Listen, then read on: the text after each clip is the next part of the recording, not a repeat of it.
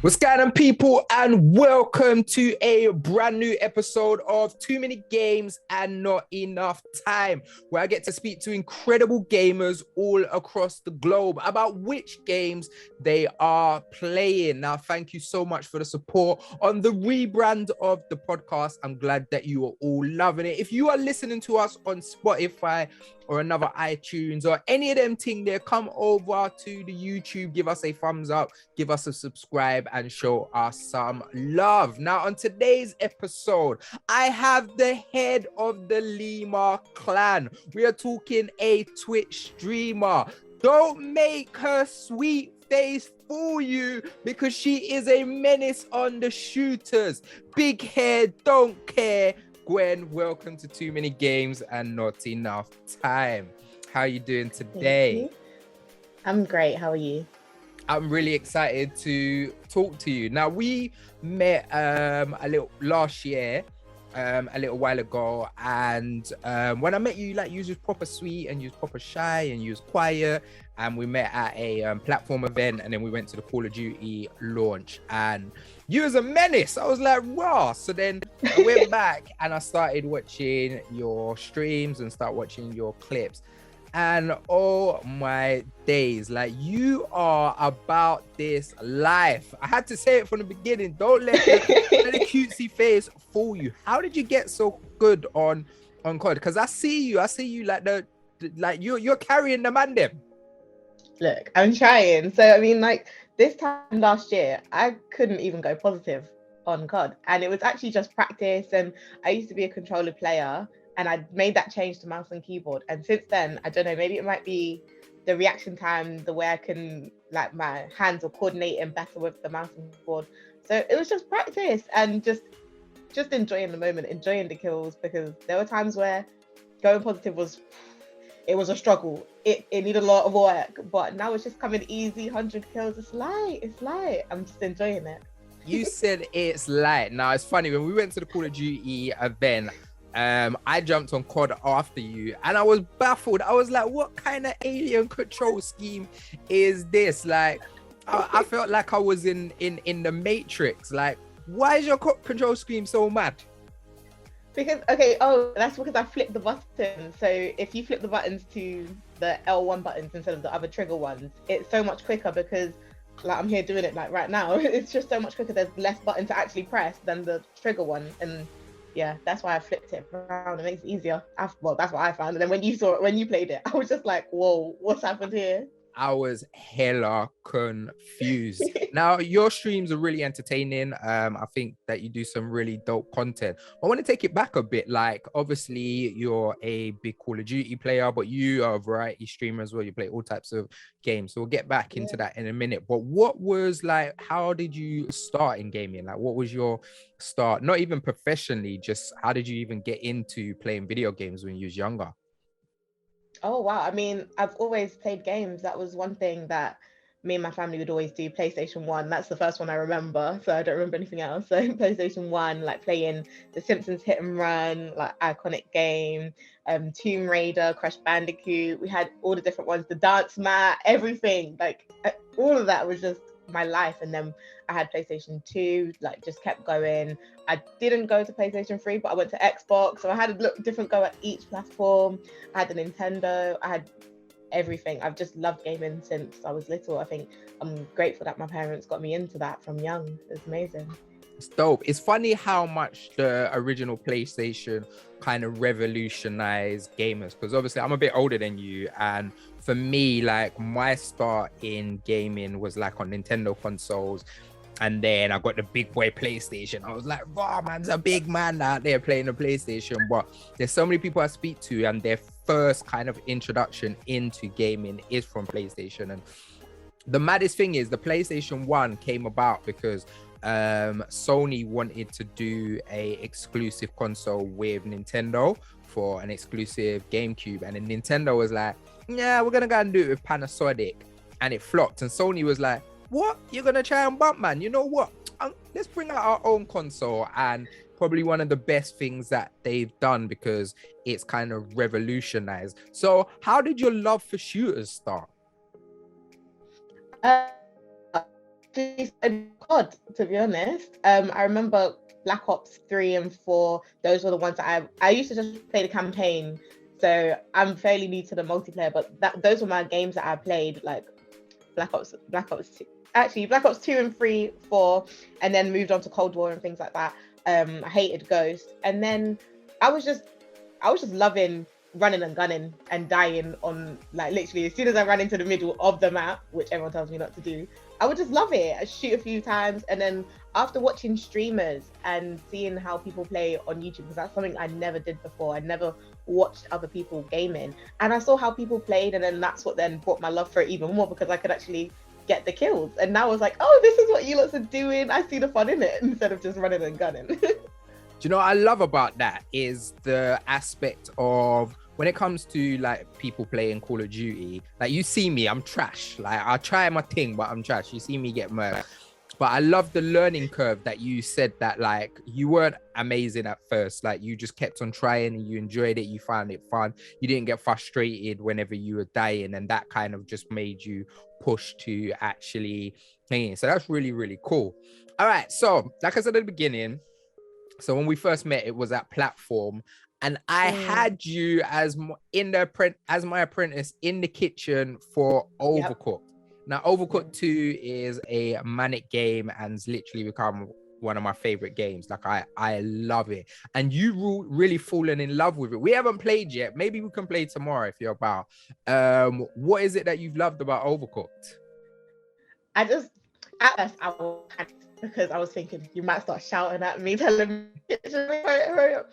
But I just love that everything's all over the place and you need to be fast and you need to then have like a strategy to it. So like at first I was thinking, oh, we can just get those orders out, but there's a specific way to get those orders out to get even more stars and everything. Like there's just so much to learn in small space of time, and I like that. I like having to rush around and things across the room and then bump into, like, there's always a challenge as well. It wasn't just, okay, you have to learn this and then once you've got the hang of it, it's easy peasy. No, now the whole thing is decomposing. There's a monster, there's people trying to get into the kitchen and out of the kitchen and blocking you.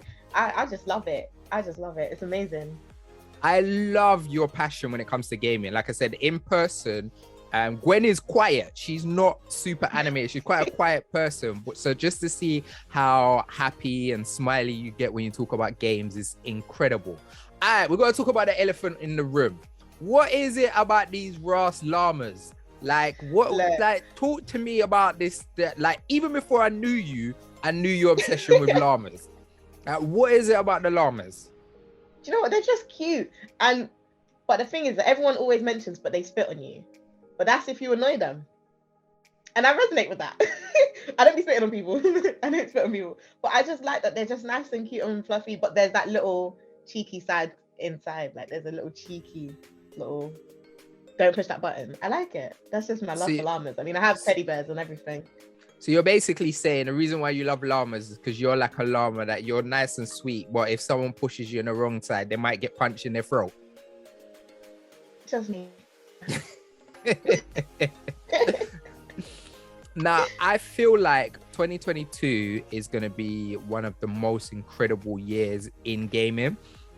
And I feel like we've got some huge, big games and some super exciting announcements. What games are you looking forward to this year? I'm looking forward to the Harry Potter game. That's the one I'm looking forward to because I'm a big Harry Potter fan and I thought that was going to come out last year and everything. That's why I got the PlayStation 5. I was ready. So that's the one game that I'm like really into it. I've rewatched all of the Harry Potters. I'm watching all the other movies that are linked to it and everything. I want to start reading the books because of it.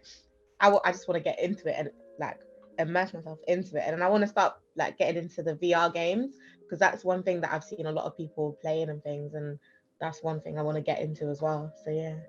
So the Harry Potter game for me is super exciting. Like I think Harry Potter movies, I was so surprised how good they were. I never thought they'd ever connect with me, and I watched them all and I think they're sick. But to actually be able to play a full RPG in that world is so sick because the world's amazing and I don't really feel like, I feel like when it comes to like magic and stuff like that, magic's either like a side thing in a RPG or if it's in an MMO, and MMOs don't really relate to me. Like I've never kind of got into that, getting lost into a gaming world. So I think the Harry Potter thing will be really cool. I'm wondering if it's gonna be like a main pro tag or create your own character. What would you prefer? Ooh. I'd like a create your own character so that you can make it look familiar to you and it resonates with you. Maybe it can have your features and things like that, skin tone, all of that, just so that it's got that personality that you want it to have. And the first thing you're gonna do is magic up a lemur as well, right? I mean, I have to have my own little llama with me. I can't get through the game. So VR. So I find VR really weird because my first proper experience with virtual reality was with the PlayStation 1 VR, and that gave me crazy motion sickness to the point where now I'm like, I don't want to go in VRs. But then I did the Hive and I didn't get any from that. So I've always been kind of cautious of it. I like real life VR when you can run around with a gun and stuff like that. What is it that excites you about virtual reality? Well, I went to like a VR place and they actually had a horror map, like a scary maze type of thing. I just like how you can just get into the game. Like I like being in the game when I'm playing C.O.D and things like that. I feel like I am running and gunning myself, but to actually be the person yourself running and gunning or playing on a scary map, which I'm terrible at scary games. I'm always screaming for every little 2 seconds that's happening, but actually immersing yourself in that game and turning around, there could be someone scary next to you. And I don't know, it just brings that adrenaline. That's it, adrenaline that just takes over your whole life. I don't know. Yeah, no, I'm fully. I don't like it. It's like I've always wanted to do Resident Evil in VR. Shout out Resident Evil, but I am way too shook. I'm like, fam, like I might just smash up my whole TV and everything. Like PlayStation, everything gets broke up if I do that. You need that big space. That's what I'm worried about. But you need that big space because you actually think you're in the game, and I like that. I think that's pretty cool. We need some VR Overcooked so we can be chefing it up in the kitchen and I'm dashing some fruit over to you and stuff like that. You get me? Could you imagine throwing over like bread and stuff? It hits me on my face. So obviously being a gamer is such an incredible thing. It really helped us during the pandemic, and even people who weren't really into gaming was able to kind of pick gaming back up and that. But what made you actually go from the transition of just enjoying games to actually wanting to be a content creator and being a Twitch streamer?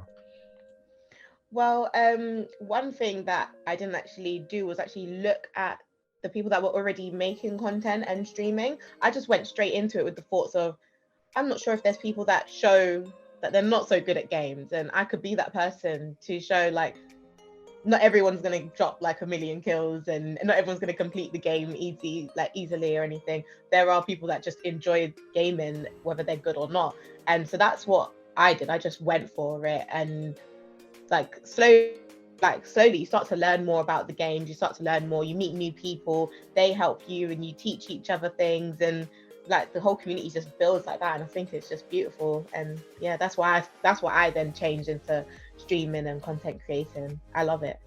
That's dope, man. It's super important, and it's amazing to see people like you in your space.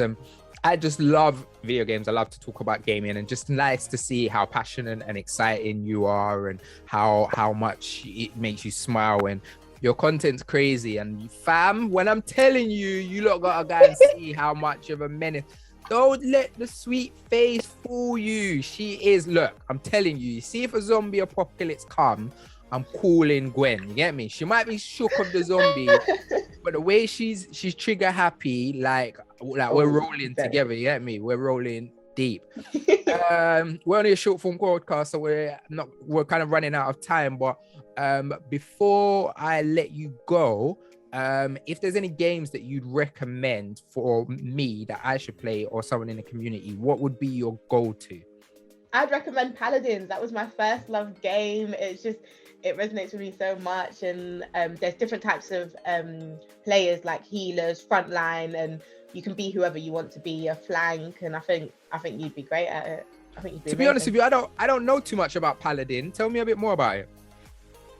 So you have teams, so it's like a group of 4 of you, and sometimes you have a payload, or it's team deathmatch, siege, and you have to capture points basically to win the game. Sounds easier said than done. And then you have to work together as a team, and I think that's what's important. It's not just a solo thing where you as a support player can just rush in and get lots of kills and that you'll win. You have to work together, and I think that's really good. But once you get a team of people that are all together, I think that's really nice, rather than playing with randoms can be a bit tricky sometimes. They'll take your character and you're like, oh man.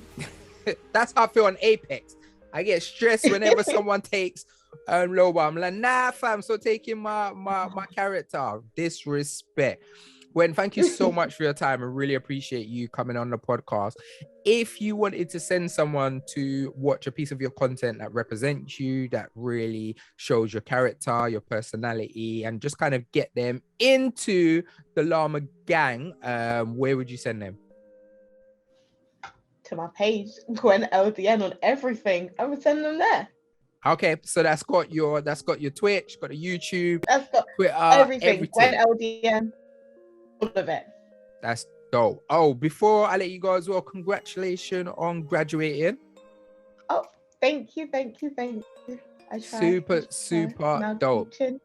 Super appreciate you. So yes, she has been Gwen with the big hair. Make sure you go and check her out. Make sure you let me know in the comments below if you're about it when it comes to Call of Duty, if you know what this Paladin game is, and if you are ready to test us on Overcooked 2. Remember, if you're listening on Spotify or any of those other platforms, come over to the YouTube, give us a thumbs up, give us a like, and give us a subscribe. I've been Mr. Midas, she's been Gwen, and we out of here. Peace.